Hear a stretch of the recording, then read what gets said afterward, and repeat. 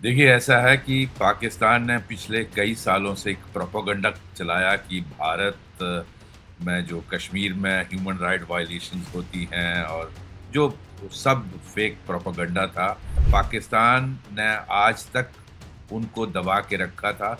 आज वहाँ के लोग अपनी पाकिस्तान से और पाकिस्तान फ़ौज से अपनी आज़ादी चाहते हैं। रास्ता खोलो, भारत जाने दो।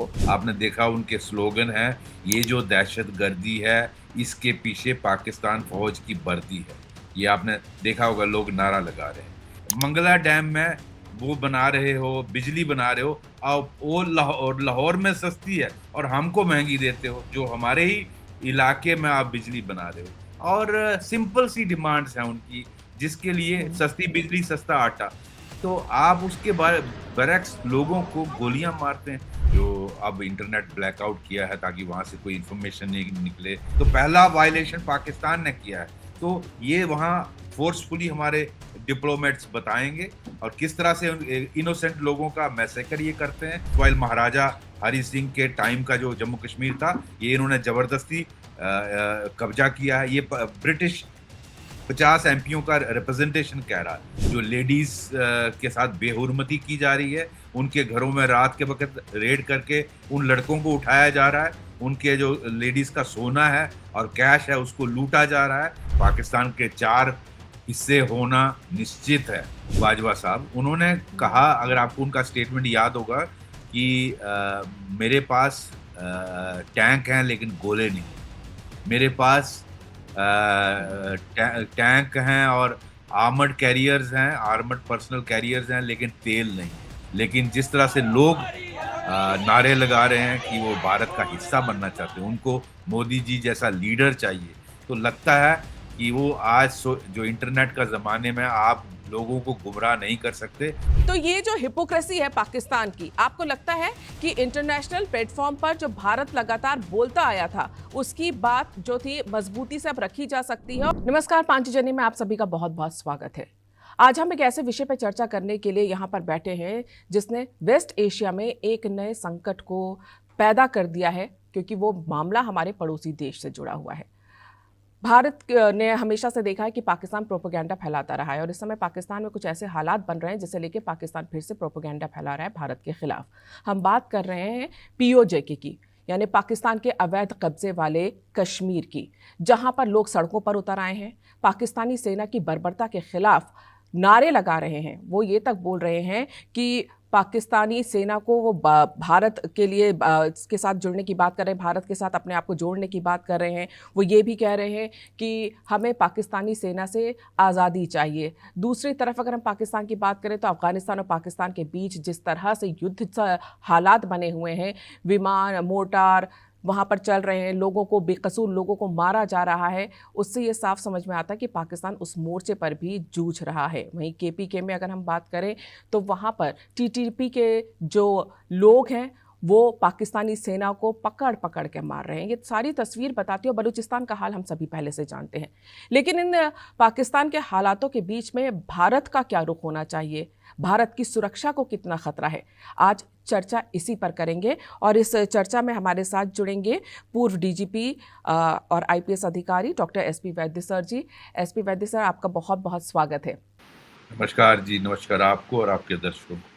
सर, जिस तरह से अभी हमने पूरी बात की कि जो पाकिस्तान वो हमारा भारत के बारे में प्रोपेगेंडा फैलाता रहा है, लेकिन इस समय जो पीजेओके में हम हालात देख रहे हैं कि पाकिस्तानी सेना के रेंजर्स पर वहाँ के लोग रास्ता खोलो, भारत जाने दो, इस तरह के नारे लगाते हुए दिखाई दे रहे हैं। क्या ये माना जाए कि एक ऐसा जन आंदोलन है जो पाकिस्तानी सेना के नियंत्रण से बाहर होता जा रहा है और तस्वीर जो है वो बहुत बदलती हुई नजर आ रही है, जो पाकिस्तान चाहता है वो नहीं हो रहा है? देखिए, ऐसा है कि पाकिस्तान ने पिछले कई सालों से एक प्रोपेगेंडा चलाया कि भारत में जो कश्मीर में ह्यूमन राइट वायलेशंस होती हैं और जो सब फेक प्रोपेगेंडा था।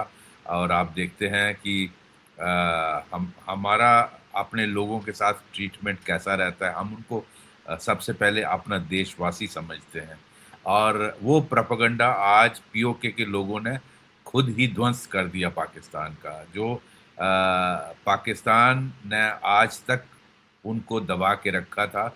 आज वहाँ के लोग अपनी पाकिस्तान से और पाकिस्तान फौज से अपनी आज़ादी चाहते हैं। वो आपने देखा उनके स्लोगन है, ये जो दहशत गर्दी है इसके पीछे पाकिस्तान फौज की वर्दी है। ये आपने देखा होगा, लोग नारा लगा रहे हैं और हजारों लाखों की तादाद में लोग, जो आपने 7 तारीख के बाद हालात बिगड़ते हुए देखे, किस तरह से रावला कोट में ऑलमोस्ट मैसेकर किया गया। आप हालांकि डिफरेंट फिगर्स डिफरेंट मीडियाज दे रहे हैं, कोई 30 बोलता है, कोई 50 बोलता है, कोई इवन 200-300। एक कश्मीर के एक्टिविस्ट हैं, वो कह रहे हैं 400 आदमी को मार दिया। हमारे क्योंकि वहाँ से एग्जैक्ट इन्फॉर्मेशन नहीं आ रही और 200-300 लोगों को शायद जख्मी किया है। तो इस तरह का मैसेकर आप अपने लोगों से नहीं करते हो। अगर आप उनको अपना मानते हो, आपने आज तक प्रोपेगेंडा रखा कि ये आज़ाद कश्मीर है और जो भारत के पास है वो गुलाम कश्मीर है। ये दुनिया को दिखना चाहिए कि कौन आज़ाद कश्मीर है। आप देखिए हमारी तरफ, मैं ज़्यादा समय नहीं लेना चाहता बट जस्ट कंपैरेटिव बताऊंगा। आप हमारी तरफ देखिए कि लोगों को कितनी सहूलियत है। लोग यहाँ अपनी डेस्टिनी खुद डिसाइड करते हैं।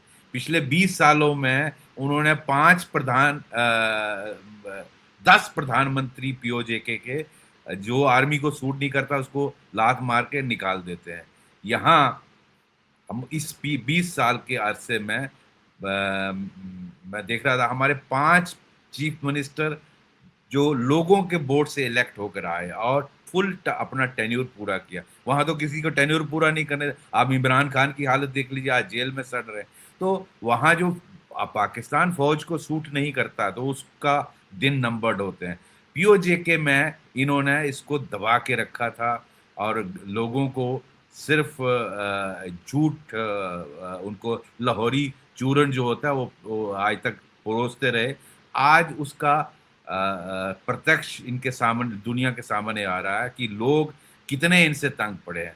आफ्टर ऑल लोग मांगते क्या है, आप देखिए उनकी डिमांड क्या है कि अब महंगाई बहुत है, आटा सस्ता कर दिया जाए।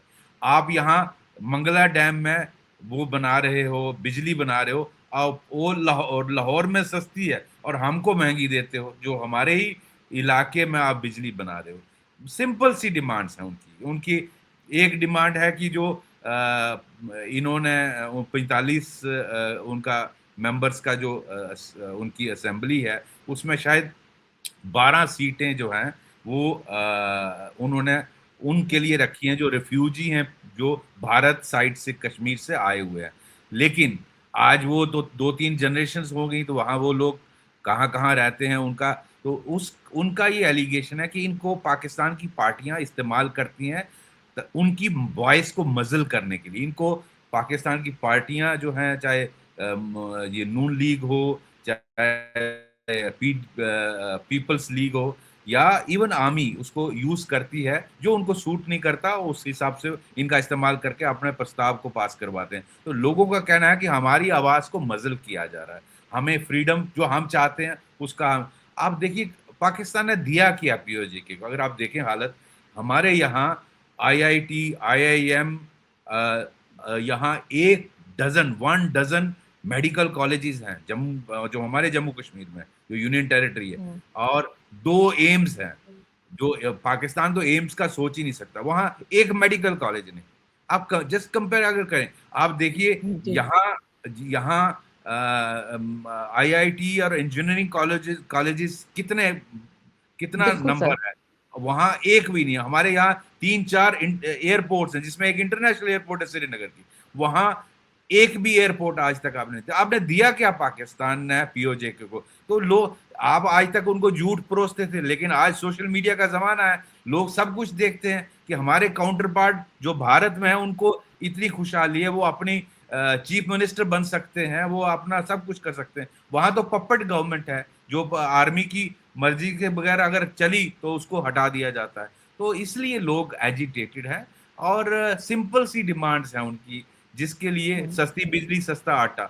तो आप उसके बरक्स लोगों को गोलियां मारते हैं। उन्होंने एक जॉइंट एक्शन कमेटी बनाई, आप देखिए, जो सोशल एंड ये इन ग्रुप्स का एक कंग्लोमरेट है।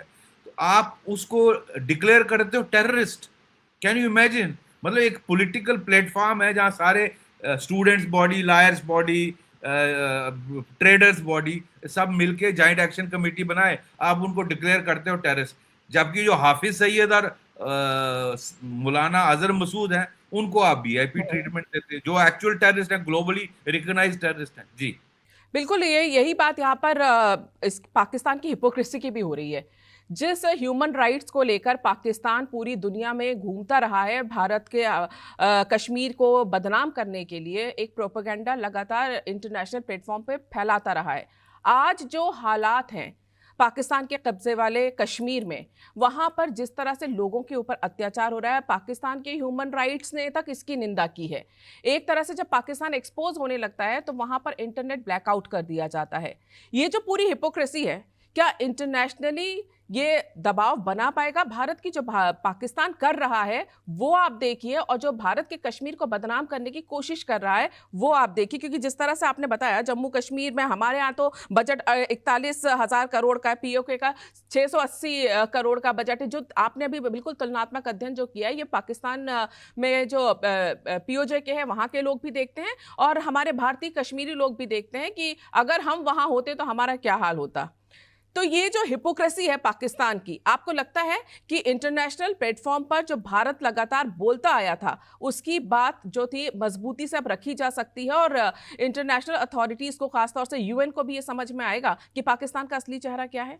बिल्कुल सही आपने कहा, और मुझे लगता है ये सब जो प्रोपेगेंडा था, जो अब इंटरनेट ब्लैकआउट किया है ताकि वहाँ से कोई इन्फॉर्मेशन नहीं निकले, और वहाँ किस तरह से मैसेकर लोगों का, सैकड़ों लोगों का किया गया है ताकि वो बाहर ना दिखे ये। लेकिन भारत को अब ये यूनाइटेड नेशंस में और यूएनएचआरसी में इसको प्रेजेंट करना चाहिए कि आप देखिए, एक तरफ हमारा जो जम्मू कश्मीर है उसकी, और ये पाकिस्तान ने इलीगली कब्जा किया है, ये बात बहुत स्पष्ट होनी चाहिए। यूएन ने रिकॉग्नाइज किया है कि आप पहले अपनी फौज विथड्रॉ करें, इसीलिए यूएन रेजोल्यूशन जो पाकिस्तान बात करता रहता है, ये इंप्लीमेंट करिए। तो उसमें पहली कंडीशन थी पाकिस्तान की फौज वहां से विथड्रॉ करेगी, उन्होंने किया? बिल्कुल नहीं किया। तो पहला वायलेशन पाकिस्तान ने किया है। तो ये वहां फोर्सफुली हमारे डिप्लोमेट्स बताएंगे और किस तरह से इनोसेंट लोगों का मैसेकर ये करते हैं। और सबसे इंपॉर्टेंट बात, 50 एमपीज ने, मेंबर पार्लियामेंट जो यूके के हैं, उन्होंने एक रिप्रेजेंटेशन अपने होम डिपार्टमेंट को दी है कि ये जो पाकिस्तान में पाकिस्तान की फौज पीओजेके में कर रही है, पाकिस्तान की गवर्नमेंट वहाँ जो कर रही है, उसमें उसका जो संज्ञान है वो यूनाइटेड नेशंस और यूएनएचआरसी ले, और आप इसको टेकअप करिए।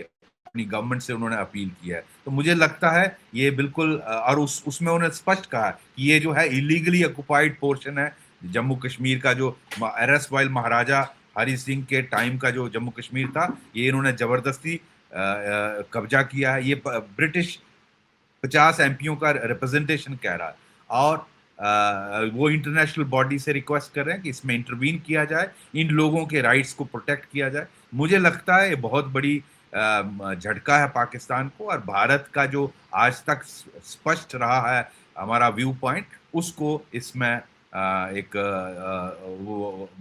वो इसको मजबूती मिलती है। जी जी सर, जिस तरह से आपने बताया, पाकिस्तान लेकिन कहते हैं ना अपनी हरकतों से बाज नहीं आता है। भले ही इंटरनेट ब्लैकआउट कर दिया गया हो, वहाँ की सच्चाई वो चाहते हैं कि दुनिया के सामने ना आए, लेकिन सैटेलाइट फोन्स के जरिए सॉरी, वहाँ के लोगों ने इमेजेस भेजनी शुरू की हैं कि किस तरह के अत्याचार हैं, और पाकिस्तान फिर से वही अपनी पुरानी हरकत कि ये भारत की साजिश है, ये रॉ की साजिश है, ये नैरेटिव फैलाने की कोशिश कर रहा है। यूके के भी जिन सांसदों को चिट्ठी लिखी गई है उसने उनकी भी आलोचना की, यानी सच को स्वीकार नहीं करना और प्रोपेगेंडा फैलाना। हमने ऑपरेशन सिंदूर के दौरान भी देखा था कि किस तरह से झूठे वीडियोस को और एआई वीडियोस को फैलाया गया, एक नैरेटिव वॉर शुरू की गई, और उसमें जो है वो उसने पाकिस्तानी जनता को चूरन दे दिया कि हम हम जीत गए हैं। यहाँ पर जो हालात बन रहे हैं, यहाँ पर ये पूरा का पूरा ब्लेम भारत के ऊपर डालने की कोशिश पाकिस्तान की जा रही है। भारत जानता है ये प्रोपेगेंडा है, लेकिन ऐसे में अगर हम अपनी भारतीय सीमाओं की सुरक्षा की बात करें, जो एलओसी की बात करें, वहां पर कितने अलर्ट रहने की जरूरत है, क्योंकि जब जब पाकिस्तान इस तरह के अंदरूनी हालातों में फंसता है तो उसका पहला टारगेट होता है ध्यान भटकाने के लिए भारत के अंदर आतंकवाद फैलाना। देखिए, ऐसा है कि अलर्टनेस मेंटेन करने की ज़रूरत है और मुझे पूरा विश्वास है हमारी फ़ौज और बीएसएफ जो बॉर्डर पे है वो बिल्कुल अलर्ट हैं, हाईएस्ट अलर्ट मेंटेन कर रहे हैं और दिल्ली में इसका बहुत क्लोजली मॉनिटर किया जा रहा है, क्योंकि जब इस तरह के हालात बनते हैं तो पाकिस्तान अपनी घरेलू सिचुएशन से डाइवर्ट करने के लिए, अपने लोगों को डाइवर्ट करने के लिए वो इस तरह की मिस एडवेंचर करते आए हैं। पहले भी आपने देखा 65 में, 71 में हमेशा ऐसा हुआ है, इवन कारगिल वॉर के टाइम पे। तो हमें अलर्ट मेंटेन करना, और आपने अभी कुछ दिन पहले ही सुना है कि भारत किस तरह से बॉर्डर्स में अपनी जो निगरानी है उसको बढ़ा रहा है। इवन जो अपनी पॉलिसी है न्यूक्लियर की उसको भी चेंज भारत ने किया है। और पीछे मैं कुछ देख रहा था, उसमें न्यूज़ के कुछ बार हेड्स भी डिप्लॉय किए हैं, उस पर मैं ज़्यादा इलेबोरेट नहीं करना चाहूँगा, लेकिन ये दिखाता है कि भारत सिचुएशन को बहुत क्लोजली मॉनिटर कर रहा है। और आप देखिए, जो जो आपने इंटरनेट बंद करके जो जो लोग इस तरह का सोशल मीडिया में इंफॉर्मेशन डालने की कोशिश कर रहे हैं पीओजेके के, उनको रात को रेड करके पाकिस्तान के रेंजर्स और फौजें उठा रही हैं। जो लेडीज के साथ बेहुरमती की जा रही है, उनके घरों में रात के वक्त रेड करके उन लड़कों को उठाया जा रहा है, उनके जो लेडीज का सोना है और कैश है उसको लूटा जा रहा है, और बहुत ज़्यादा जो जातियां हैं वो की जा रही हैं वहाँ पर, वो लोग डाल रहे हैं। और मुझे लगता है इंटरनेशनल कम्युनिटी को ये सब देखना चाहिए, और पाकिस्तान अपनी पुरानी गलतियों से सीखने के लिए तैयार नहीं है। यही हालत इन्होंने बांग्लादेश में किया था। अगर आपको याद होगा, बांग्लादेश में जब 71 का फिर हुआ और बांग्लादेश को क्रिएट किया गया, मुक्ति बहानी बनने से पहले इस तरह के हालात उन्होंने पैदा किए। पाकिस्तान की फौज हमेशा ऐसा करती है। वहाँ बहुत लाखों लेडीज का रेप किया गया, बहुत सारे माइनॉरिटीज के लोगों का कत्ल किया गया, जिसमें यूएन ने कहा है कि लगभग 30 लाख लोगों का कत्ल किया गया। और इस तरह का जातियां अपने लोगों के खिलाफ की गई, उसी का नतीजा बांग्लादेश बना। आप देखिए, उसके बाद इसी फौज ने बलोचिस्तान में क्या किया, आप सब सारी दुनिया ने देखा, मैं रिपीट नहीं करना चाहता। और केपीके में आज जो इन्होंने, इनकी जातियों का नतीजा है कि आज वहाँ टीटीपी इनको वहाँ कहीं इनके पाँव ही उखाड़ दिए हैं। इनको वहाँ इनकी रिट चलती नहीं है। जिस तरह बलोचिस्तान और केपीके में ये हालत है, वही हालत अब आहिस्ता आहिस्ता मुझे लगता है पीओजेके में भी हो जाएगी। पाकिस्तान फौज का रिट नहीं चलेगा और अल्टीमेटली लोग जिस तरह से लाखों की तादाद में निकल रहे हैं, कोटली से, बिम्बर से, पुंछ से, ये जो मुजफ्फराबाद की तरफ जा रहे हैं, रावलकोट में तो हालात संगीन बने ही हैं। तो हर जगह से, इवन जो मीरपुर है, इन सारी जगहों से लाखों की तादाद में लोग निकलकर इकट्ठे होने की कोशिश कर रहे हैं। और मुझे लगता है ये फौज अगर और ज़्यादा जातियाँ करेगी, इसका नतीजा अच्छा नहीं रहेगा। अल्टीमेटली फिर वही होगा कि लोग फिर टेररिज्म स्टार्ट करेंगे, जिस तरह से मुक्ति वाहिनी बांग्लादेश में बनी, और जिस तरह से आज बलोचिस्तान जो रेसिस्टेंस ग्रुप है जो कर रहे हैं बलोचिस्तान के, चाहे मजीद ब्रिगेड हो या जो भी हो, इस तरह टीटीपी कर रहा है। मुझे लगता है इनकी हालत वही यहाँ भी होने। पाकिस्तान की फौज अपनी गलतियों से सीखने के लिए तैयार नहीं। सर, जिस तरह से आप बता रहे पाकिस्तानी फौज की गलतियां, जो बांग्लादेश बना था उस समय जो गलती की थी, अभी भी वही गलतियां दोहराई जा रही हैं पाकिस्तानी सेना की तरफ से। अट्रॉसिटीज जो की जा रही है, अपने ही नागरिकों के ऊपर जो अत्याचार किए जा रहे हैं, इस समय जो माहौल बना हुआ है, चाहे अभी आपने जिस तरह से पता है, पीजेओके की तो बात ही कर रहे हैं, डूरन लाइन पे जो चल रहा है, केपीके में चल रहा है, बलूचिस्तान में चल रहा है, सिंध तक में विरोध की आवाजें उठ रही हैं। जो पाकिस्तान का सिनेरियो पिछले कुछ महीनों से हम देख रहे हैं, एक तरह से सिविल वॉर की सिचुएशन वहां पैदा हो रही है, दूसरी तरफ पाकिस्तान की आर्थिक हालत बहुत खराब है, तीसरी ओर सबसे ज्यादा शक्तिशाली पाकिस्तान की सेना को माना जाता है। पाकिस्तान की आवाम को अपनी सेना पे बहुत भरोसा है, लेकिन जब वही सेना अपनी सुरक्षा के बजाय अपने ही लोगों से लड़ने लग जाए, 16,000 तो पुलिस आर्मी पर्सनल पीजेओके में ही उन्होंने डिप्यूट किए हैं। उसके अलावा बाकी आप बलूचिस्तान में देखिए किस तरह के हालात बने हुए हैं। ये जो हालात पाकिस्तान के अंदर बन रहे हैं, इसको लेके जो लगातार कहा जा रहा है कि क्या पाकिस्तान के टुकड़े हो जाएंगे, क्योंकि सिविल वॉर जैसी सिचुएशन थमती नहीं दिख रही, बढ़ती ही दिखाई दे रही है। देखिए, मुझे तो कोई डाउट नहीं है, मैं तो ये पिछले 2 सालों से कह रहा हूँ, पाकिस्तान के 4 हिस्से होना निश्चित है। मैं टाइमलाइन नहीं बता सकता, लेकिन कब होगा ये मुश्किल है मेरे लिए कहना, ये तो भगवान जानते हैं। लेकिन जिस तरह से पाकिस्तान की सेना हैंडल कर रही है, ये हिस्से इनके साथ नहीं रहेंगे। बलोचिस्तान आप रोक ही नहीं सकते इंडिपेंडेंट होने से। आप टीटीपी की हालत इनकी देख लीजिए, खैबर पख्तूनख्वा में क्या हालत है। आप इन्होंने कल ही देखा अपने अफगानिस्तान, जो तालिबान इन्होंने क्रिएट किया, उनके ऊपर किस तरह से बम्बार्डमेंट करते हैं, और वहाँ गरीब बच्चे और लेडीज को मारा इन्होंने, तो अपनी एयरफोर्स यूज करके। आप देखिए इनकी हरकतें देखिए। और इसी तरह अब जम्मू कश्मीर पीओजेके में जो ये कर रहे हैं, जिसको इन्होंने इलीगली कब्जा किया है, ये एक समय आएगा वहां या तो टेररिज्म स्टार्ट होगा इनके खिलाफ, या इन जिस तरह टीटीपी कर रहा है और बलोचिस्तान मजीद ब्रिगेड कर रहा है, वैसा ही पीओजेके में होगा, या फिर लोग इनको वहां से मार मार के भगाएंगे। तो इनकी हालत वही होने। आप देखिए वहां का प्राइम मिनिस्टर, जो सो कॉल्ड प्राइम मिनिस्टर, वो कहता है कि मुझे मालूम नहीं इतनी इतनी फौज कहाँ कैसे आई। मतलब he is not even in picture. The so called Azad Kashmir, what bloody Azad Kashmir, ये तो गुलाम कश्मीर है। आजाद कश्मीर तो असली हमारे पास है। तो ये जो है ये उनके प्राइम मिनिस्टर, उनके रूल्स के मुताबिक वहां बिना उनकी अप्रूवल के, वहां की असेंबली के और वहां की प्राइम मिनिस्टर के, ये कोई बाहर से आ नहीं सकते। और इन्होंने हजारों की तादाद में, अब एग्जैक्ट नंबर आप कह रही 16,000, कितने फौजी और वहाँ ये गए हैं जो रेंजर्स हैं, तो कितने बाहर से इन्होंने लाई हैं पुलिस और बाकी पंजाबी पुलिस। तो ये दिखाता है कि लोकल गवर्नमेंट को कॉन्फिडेंस में ही नहीं लिया है, और दे आर गोइंग आफ्टर इनको टेररिस्ट डिक्लेयर कर दिया। एनजी जो जॉइंट एक्शन कमेटी है और उनके जो मेंबर्स हैं उनके खिलाफ दे आर। आप इमेजिन करें, मतलब एक सोशल एंड रिलीजियस ग्रुप इकट्ठा होके अपने राइट्स मांग रहा है, बजाय उनके साथ बातचीत करने के आप उनको टेररिस्ट डिक्लेयर करते, और जो ग्लोबली रिकॉग्नाइज्ड टेररिस्ट हैं उनको आप वीआईपी ट्रीटमेंट देते हो। इससे बड़ी हिपोक्रेसी दुनिया में दिखेगी क्या? और अपने लोगों को आप बम्बार्डमेंट करते हो। इन्होंने यहाँ केपीके में भी इस तरह बम्बार्डमेंट की, इन्होंने बलोचिस्तान में बम्बार्ड। आपने कभी सुना भारत की एयरफोर्स और भारत की सेना कभी अपने लोगों पर बम्बार्डमेंट करते? हमारे यहाँ कश्मीर में 90s में इतनी बुरी हालत थी, 90s में 2000 में मैं था वहाँ, एसपी भी, डीआईजी भी, आईजी, लेकिन हमने कभी भी नहीं देखा, कभी भी। हमारी फौज फर्क करती है टेररिस्ट में और लॉ अबाइडिंग सिटीजन में, उनको अपना शहरी मानती है, उनकी प्रोटेक्शन के लिए अपनी जान देती है। ये फर्क होता है जो एक डेमोक्रेटिक देश की सेना हो या पुलिस हो, और जो पाकिस्तान में आप देख रहे पीओजेके में देख। जी सर, क्योंकि आपने लंबे समय तक जम्मू कश्मीर में देखा है, पूरा हाल देखा है। एक बात जो ना यहाँ पर उठती है कि जिस तरह से ये पाकिस्तान की आर्मी जो राजनीति ज़्यादा करती है, अपने बाकी जो देश की सुरक्षा का काम होता है वो थोड़ा उनका कम ही होता है।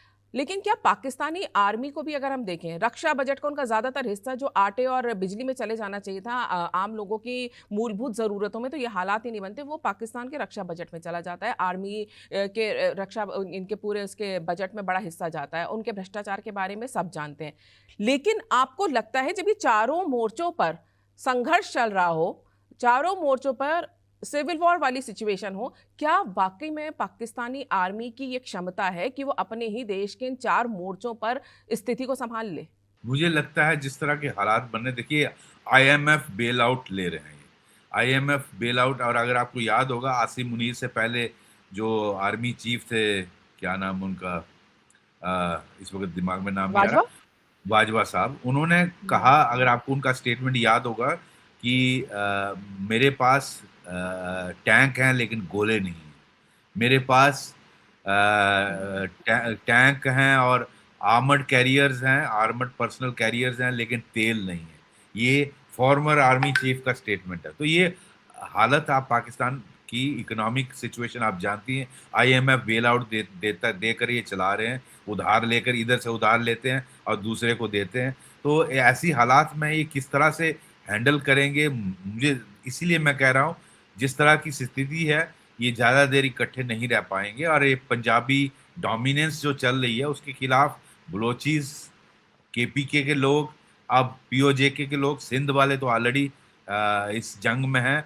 तो ये मुझे लगता नहीं इसको होल्ड कर पाएंगे और एक दिन आर्मी टूट जाएगी। जिस दिन इसके आर्मी के अंदर फूट पैदा हुई उस दिन ये ब्रेक हो जाएगा और ये चार हिस्से इलादा हो जाएगा। जी सर, एक और चीज जो पाकिस्तानी सेना या पाकिस्तान की सरकार अपनी ताकत समझती है, वो चाइना की दोस्ती को समझती है। उनको लगता है कि हर मौसम के दोस्त हैं, जबकि अब ऐसा लग रहा है कि चाइना भी अब इनका मौसमी दोस्त बनने वाला है। क्योंकि जहाँ जो सीपैक का आप मामला देख लीजिए, केपीके में जो चाइनीज इंजीनियर्स की हत्या की जा रही है, चाइना का भरोसा भी पाकिस्तान की सरकार, पाकिस्तान की आर्मी की सुरक्षा व्यवस्था से उठता दिखाई दे रहा है। क्या आपको लगता है ये जो हालात बने हैं, इससे चाइना भी अपनी दूरी बनाएगा पाकिस्तान के साथ या स्ट्रेटेजिकली चलेगा? अभी मुझे लगता है कुछ देर चलेगा, क्योंकि पाकिस्तान, चाइना को पाकिस्तान की ज़रूरत है। वो इस्तेमाल करना चाहता है पाकिस्तान को भारत की ग्रोथ को रोकने के लिए। भारत, उस चाइना को लगता है भारत मेरे एक कंपटीटर खड़ा हो रहा है, चाहे वो इकोनॉमिक फील्ड में हो, प्रोडक्शन फील्ड में हो, या इवन एशिया में एक पावर इमर्ज हो रहा है भारत। खासकर हमारे प्रधानमंत्री नरेंद्र मोदी जी जब से आए हैं, तो भारत एक ऑलरेडी फोर्थ लार्जेस्ट इकोनॉमी बन गई है और थर्ड बनने वाली है बहुत जल्दी। तो जिस स्पीड से भारत की ग्रोथ हो रही है, तो चाइना देखता है पाकिस्तान एक चेकमेट करने के लिए भारत को। इसलिए बाकी चाइना को कोई हमदर्दी नहीं है पाकिस्तान से, और जिस दिन उसको लगेगा कि हमारा इससे कोई फ़ायदा नहीं है, उस दिन वो अपना हाथ हटा लेगा, जिस पर पाकिस्तानी इतना भरोसा करते हैं। हाँ, इस वक़्त चाइना को उसकी ज़रूरत है। और आप देखिए किस तरह चाइनीज़ नेशनल मारे जा रहे हैं, चाहे बलूचिस्तान में हो, चाहे केपीके में हो। और चाइना बार-बार इनको डाँट चुका है कि हमारे जो अब हमने इन्वेस्टमेंट की है 60 बिलियन डॉलर्स की, उसका आप प्रोटेक्शन, वो जो इन्होंने बनाना था, वो रोड और ब्रिजेस और सारा कुछ स्टॉल हुआ है, और उनके नेशनल, उनके इंजीनियर्स ही सुरक्षित नहीं है। तो मुझे लगता है चाइना भी पाकिस्तान पर भरोसा खो रहा है और आने वाले दिनों में इंटरेस्टिंग डेवलपमेंट्स आपको दिखेंगी। सर, अंत में एक बहुत महत्वपूर्ण सवाल जो हर भारतवासी के मन में होता है, पीजेओके को लेकर भारत सरकार तो हमेशा कहती ही रही है कि ये भारत का अभिन्न अंग है, हर भारतवासी उसे भारत का हिस्सा मानता है। अब जब हालात ऐसे बनते हैं, तो आम जनता की बात करें तो उनके मन में ये भावना उठने लगती है कि अब जो है पीजेओके हमारे पास आ जाएगा, भारत का हिस्सा पूरी तरह से बन जाएगा, वहाँ से अवैध कब्जा पाकिस्तान का हट जाएगा। ये सवाल भी उठता है कि जो 1994 का संसद का संकल्प रहा है पीजेओके को लेकर, क्या वो समय आ गया है भारत सरकार का कि अब उसे पूरा करें? भारत सरकार की क्या भूमिका इस समय आपको लगती है होनी चाहिए या दिखाई दे रही? क्योंकि भारत का सीधा सीधा जो हम कहें स्टैंड है इस समय, वो ये है वेट एंड वॉच वाली सिचुएशन। बिल्कुल सही। देखिए, भारत की पार्लियामेंट का रेज़ोल्यूशन है और पूरा जम्मू कश्मीर हमारा अभिन्न अंग है। और जब महाराजा ने इंस्ट्रूमेंट ऑफ एक्सेशन साइन किया था, तो वो भारत का ही हिस्सा बना था, पाकिस्तान को नहीं दिया। पाकिस्तान ने इलीगली कब्जा किया रेडर्स भेजकर, और मुझे याद है किस तरह से हमारी फ़ौज ने उनको धकेला था, लेकिन अनफॉर्चुनेटली उस वक़्त उनको उड़ी के पास रोक दिया गया, वरना आज ये पीओजेके भी भारत का हिस्सा होता, जिस तरह से सेना उनको उधेड़ रही थी। एनीवे, वो हिस्ट्री में जाने में बहुत लंबा हो जाएगा, लेकिन यस, जो देशवासियों का वो है उत्साह है, मैं उसको बिल्कुल एप्रिशिएट करता हूँ। मैंने भी कई बार कहा है कि बहुत जल्दी ये हिस्सा आएगा, लेकिन मुझे लगता है ये फ़ैसला हमें हमारे जो प्रधानमंत्री जी हैं, हमारे डिफेंस मिनिस्टर हैं, हमारे बाकी सेना और बाकी उच्च अधिकारी हैं, उन पर छोड़ देना चाहिए कि कब राइट टाइम होगा इसको करने के, अपने साथ मिलाने का। लेकिन जिस तरह से लोग नारे लगा रहे हैं कि वो भारत का हिस्सा बनना चाहते हैं, उनको मोदी जी जैसा लीडर चाहिए, तो लगता है कि वो आज जो इंटरनेट का ज़माने में आप लोगों को गुमराह नहीं कर सकते, वो चाहते हैं भारत का हिस्सा बनना। और वो कब एप्रोप्रिएट टाइम होगा, let's leave it to God. और लेकिन मुझे विश्वास है, जब भी होगा भारत का वो हिस्सा वापस आएगा। धन्यवाद। बिल्कुल सर, जब अलगाववादियों का वहाँ बोलबाला हो रहा था, तब रेफरेंडम रेफरेंडम बहुत सुनाई दे रहा था। अब तो पीजेओके की जनता चीख-चीख कर कह रही है, इसमें तो रेफरेंडम की भी ज़रूरत नहीं दिखाई दे रही है। लेकिन ये बात सही है कि भारत सरकार खुद देख रही है कि वहाँ की जनता पाकिस्तान से अब परेशान हो चुकी है, पाकिस्तान सरकार, पाकिस्तान आर्मी। और जब वो जन आंदोलन के तौर पे जब सड़कों पर उतर आए हैं, तो मुझे लगता है कि अपनी किस्मत का फैसला वो खुद ही कर लेंगे आने वाले समय में, और निश्चित तौर पे, क्योंकि भारत का भिन्न हिस्सा तो भारत हमेशा साथ ही रहेगा। सर, आपने इतना समय निकाला हमसे बातचीत की, इसके लिए आपका बहुत-बहुत धन्यवाद। धन्यवाद, नमस्कार। अगर आपको चर्चा पसंद आई है तो इसे लाइक करें, शेयर करें और चैनल को सब्सक्राइब जरूर करें। नमस्कार।